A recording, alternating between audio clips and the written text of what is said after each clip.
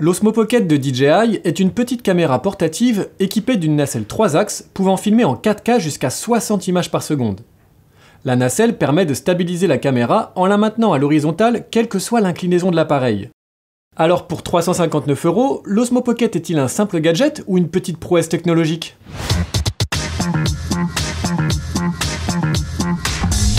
Le gros point fort de l'Osmo Pocket, c'est sa taille et son poids, 120 grammes à peine. Livré avec un petit étui de protection en plastique, on peut l'emmener partout. Pour l'allumer, il suffit de rester appuyé sur le bouton de droite. L'Osmo se met en route très rapidement. L'enregistrement se fait sur une carte micro-SD qui se glisse sur le côté de l'appareil. L'Osmo Pocket se recharge via une prise USB-C. L'autonomie est satisfaisante, même si elle est inférieure aux 140 minutes annoncées par le fabricant. Tous les réglages se font via un écran tactile étonnamment réactif vu sa petite taille. En glissant son doigt vers la gauche, on peut choisir de se mettre en mode photo, vidéo, ralenti, time-lapse ou panoramique. En vidéo, on peut choisir de filmer en 1080p ou en 4K à 30 ou 60 images par seconde. En revanche, impossible ici de passer en 25 ou 50 images par seconde, la norme de diffusion européenne. L'écran tactile permet également d'incliner la caméra vers le haut ou le bas en glissant son doigt sur le côté droit. Pour recentrer la caméra automatiquement, il suffit de double-cliquer sur le bouton de droite. En cliquant rapidement 3 fois de suite sur le bouton, la caméra se met en mode selfie. L'Osmo Pocket propose 3 modes de prise de vue différents.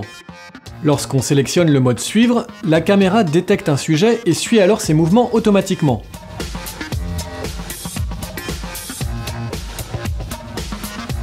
Même en cas d'accélération, l'Osmo Pocket ne perd pas le sujet de vue. Le mode verrouillage permet de bloquer la nacelle dans une seule position, à l'inverse du mode FPV, où la caméra s'oriente vers la direction que vous lui donnez. Lorsqu'on glisse son doigt vers le bas de l'écran, on a accès à un réglage bien pratique permettant de faire passer l'écran du mode 4/3 à 16/9 pour se rendre un peu mieux compte de ce que l'on filme, même si ce n'est pas évident vu la petite taille d'affichage. Enfin, lorsqu'on glisse son doigt vers la droite, on retrouve toutes les séquences que l'on a déjà filmées. Pour avoir accès à plus de réglages, il faut d'abord télécharger l'application Mimo sur son smartphone. Elle est disponible sous iOS et Android.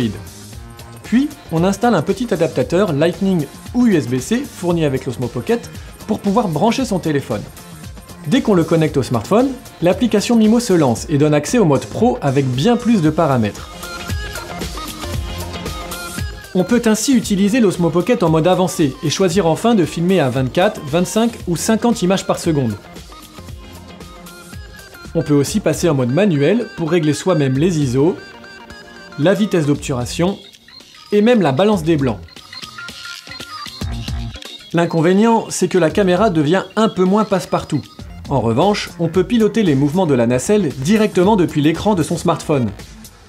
Une fois que vous avez fini de filmer et que vous avez déconnecté votre téléphone, vous pouvez ranger le petit adaptateur en le glissant dans l'autre sens pour ne pas le perdre. C'est très pratique.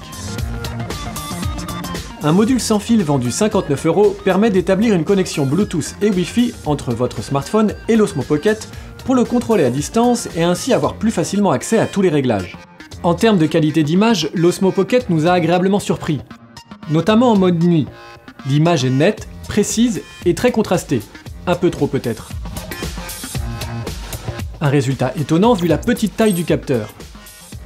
En revanche, en plein jour et en mode automatique, lorsqu'on n'est pas en plein soleil, on sent que la caméra a du mal à gérer les différences de luminosité. En intérieur et en basse lumière, l'image devient vite très bruitée. On note également parfois quelques petits problèmes de mise au point avec l'autofocus. On regrettera aussi son champ de vision de 80 degrés un peu trop serré par rapport à celui d'une GoPro par exemple, qui donne plus de liberté de prise de vue même si l'image est un peu déformée. Pour ce qui est de la stabilisation, la nacelle mécanique de l'Osmo Pocket remplit plutôt bien sa mission, même en courant. L'un des modes les plus intéressants est le timelapse panoramique, qui permet de créer des timelapses en mouvement.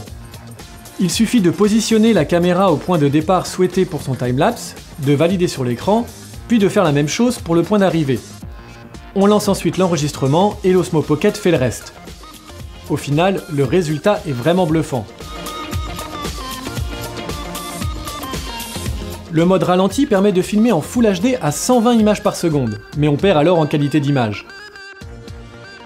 Et le son dans tout ça ?